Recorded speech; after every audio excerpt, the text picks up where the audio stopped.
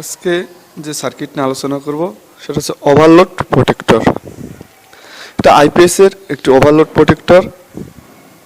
এখানে একটি সিটি ব্যবহার করা হয়েছে, একটি ওপি ব্যবহার করা হয়েছে।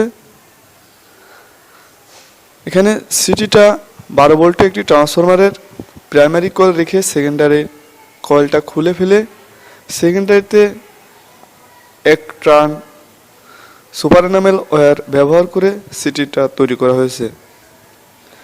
এখানে এই সিটির ভিতর দিয়ে যদি বেশি কারেন্ট প্রবাহিত হয় এখানে প্রাইমারি স্টেপ আপ হিসেবে কাজ করবে এবং এখানে একটা ভোল্টেজ ইনডিউসড হবে, যা আমাদের এই ব্রিজ সার্কিটে ইনপুটে দেওয়া হয়েছে।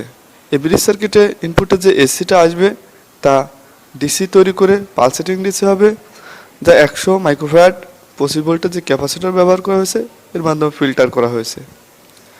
পরবর্তীতে এই পজিটিভ ভোল্টেজটা আমাদের ওপির ইনপুটে দেওয়া হয়েছে নন ইনভার্টিংয়ে 10K একটি ভেরিয়েবলের মাধ্যমে, এবং আগে থেকেই ডিসি 12 ভোল্ট অর্থাৎ ব্যাটারির পজিটিভ থেকে একটি ভোল্টেজ নিয়ে 2.2K রেজিস্টারের মাধ্যমে ওপির ইনভার্টিং ইনপুটে দেওয়া হয়েছে।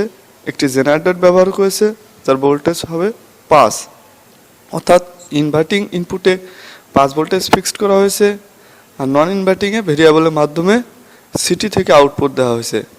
যদি সিটির ভিতরে বেশি পরিমাণ কারেন্ট প্রবাহিত হয় তাহলে ওপির নন ইনভার্টিং ইনপুটে ভোল্টেজ বেড়ে যাবে, যা এই ইনভার্টিং ইনপুটের 5 ভোল্টের চেয়ে যখনই বেশি অতিক্রম করবে তখনই আমাদের ওপিটা অন হবে, এবং ওপি অন হওয়ার অর্থ হচ্ছে তার আউটপুটে 2.2K দিয়ে মাদারবোর্ডের আইসি 10 নম্বর পিনে দেওয়া হয়েছে।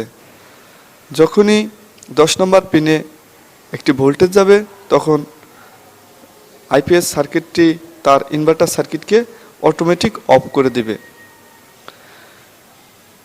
এখন যদি এই 10 নম্বর পিনে এই ওপি থেকে একটা আউটপুট যায় সেটা যাতে আর ব্যাক হয়ে অন্য কোনো সার্কিটে না যেতে পারে সেসব সার্কিটের জন্য এখানে একটি করে ডায়োড ব্যবহার করা হয়েছে, যা এই ভোল্টেজকে ব্লক করে দিবে।